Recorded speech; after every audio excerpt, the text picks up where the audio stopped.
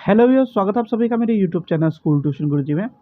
बच्चों, हम कर रहे थे आपका चैप्टर या अध्याय इम्प्रूवमेंट इन फूड रिसोर्सेस, यानी खाद्य संसाधनों में सुधार। और आज हम इसमें पढ़ने वाले हैं बच्चों व्हाट यू हैव लर्नड के बारे में। तो चलिए बच्चों, बिना टाइम वेस्ट किए देखते हैं कि आपने इस चैप्टर में क्या क्या चीज़ें पढ़ी बच्चों। तो चलिए बच्चों, शुरू करते हैं व्हाट यू हैव लर्नड, यानी आपने क्या सीखा को। तो इसमें जो सबसे पहली चीज़ आपको देखने को मिली क्या, कि there are several nutrients essential for crops. Of these, some are required in large quantities and are known as macronutrients, whereas rest of the nutrients are required in small quantities and are known as micronutrient। यानी फसलों के लिए कई पोषक तत्व आवश्यक हैं, इनमें से कुछ की आवश्यकता बड़ी मात्रा में होती है और कुछ को और उन्हें हम मैक्रो पोषक तत्व कहते हैं, जबकि बाकी पोषक तत्व आवश्यकता से कम मात्रा में होते हैं, उन्हें हम सूक्ष्म पोषक तत्व कहते हैं बच्चों। फिर क्या कहता है बच्चों, ये manure and fertilizers are the main source of nutrient supply to crops, यानी खाद्य और उर्वरक फसलों को पोषक तत्व आपूर्ति के लिए मुख्य स्रोत हैं बच्चों। चलिए आगे बढ़ते हैं बच्चों। फिर क्या कहता है बच्चों, ये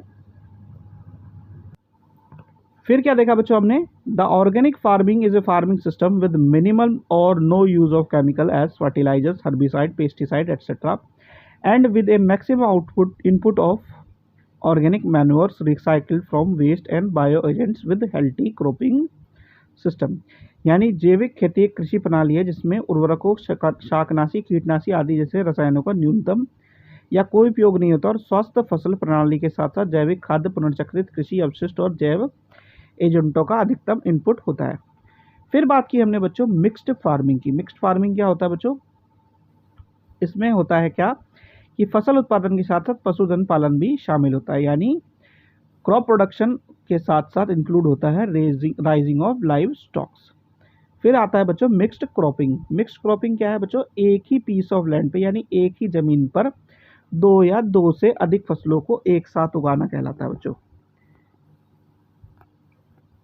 फिर है बच्चों growing intercropping, growing two or more crops in indefinite pattern, row pattern is known as intercropping, यानी दो या दो से अधिक फसलों को निश्चित पंक्ति पैटर्न में लगा करके उगाना अंतर फसल के रूप में जाना जाता है। फिर क्या कहता है बच्चों, the growing of different crops on a piece of land in pre plant succession is called crop rotation, यानी भूमि के एक टुकड़े पर पूर्व नियोजित तरीके से विभिन्न फसलों को उगाना क्या कहलाता है, फसल चक्र कहलाता है बच्चों। फिर क्या कहता है बच्चों, varietal improvement is required for higher yield, good quality biotic and abiotic resistance, shortening the maturity duration, wider adaptivity and desirable agronomic characteristic.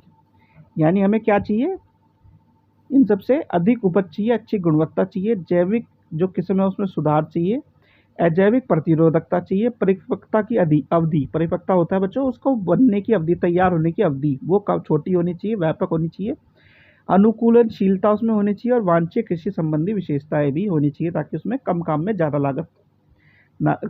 लागत भी लगे, कम भी काम करना पड़े और अच्छा आउटपुट मिले बच्चों में। फिर क्या होता है बच्चों, दूसरे पार्ट में हमने पढ़ा था जो एनिमल्स थे उनके बारे में।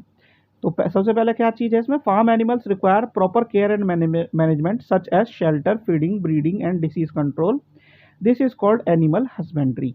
यानी खेत में रहने वाले जानवरों को उचित देखभाल और प्रबंधन की आवश्यकता होती है, जैसे कि आश्रय, आहार, प्रजनन और रोग नियंत्रण, इसे पशुपालन कहते हैं। फिर बात आती है बच्चों, poultry farming is done to raise domestic fowls poultry production including egg production and broiler production for poultry meats, यानी मुर्गी पालन घरेलू मुर्गियों को पालने के लिए किया जाता है। पोल्ट्री उत्पादन में अंडा उत्पादन और पोल्ट्री मांस के लिए ब्रॉयलर उत्पादन शामिल है बच्चों। फिर क्या आता है बच्चों, to enhance the poultry production cross breeding is done between Indian and exotic breeds for variety improvement, यानी मुर्गा पालन के उत्पादन को बढ़ाने के लिए, विविध सुधार के लिए भारतीय और विदेशी नस्लों के बीच क्रॉस ब्रीडिंग की जाती है।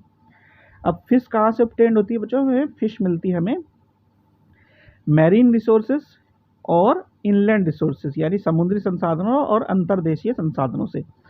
अब जो फिश का प्रोडक्शन जो हम इंक्रीज कर सकते हैं वो किससे कर सकते हैं, उसे उसका क्या कर से करके उसे पाल करके कल्चर्ड करके मैरीन में और इनलैंड इकोसिस्टम में। ठीक है बच्चों, समुद्री क्षेत्रों में या अंतर्देशीय परिस्थिति के तंत्र में उसे पाल करके ऐसा कर सकते हैं बच्चों हम। फिर क्या कहता है बच्चों, marine fish culture is done by fishing nets guided by echo sounders and satellites. यानी समुद्री मछली पकड़ने का कार्य इको साउंडर्स द्वारा निर्देशित मछली पकड़ने के जाल द्वारा किया जाता है और उपग्रह की सहायता से किया जाता है। फिर क्या कहता है बच्चों, composite fish culture system is commonly used for fish farming. यानी समग्र मछली पालन प्रणाली का उपयोग आमतौर पर मछली पालन के लिए किया जाता है बच्चों। और आखिरी आता है बच्चों आपका bee keeping. Bee keeping is done to get honey and wax, यानी मधुमक्खी पालन शहद और मोम को प्राप्त करने के लिए किया जाता है बच्चों। तो ये वो बातें थी जो हमने इस चैप्टर में पढ़ी बच्चों और हमने सीखी। नेक्स्ट वीडियो में हम करेंगे बच्चों आपके एनसीईआरटी के क्वेश्चंस। तो बच्चों आशा करता हूँ आपको वीडियो अच्छी लगी होगी। Thank you.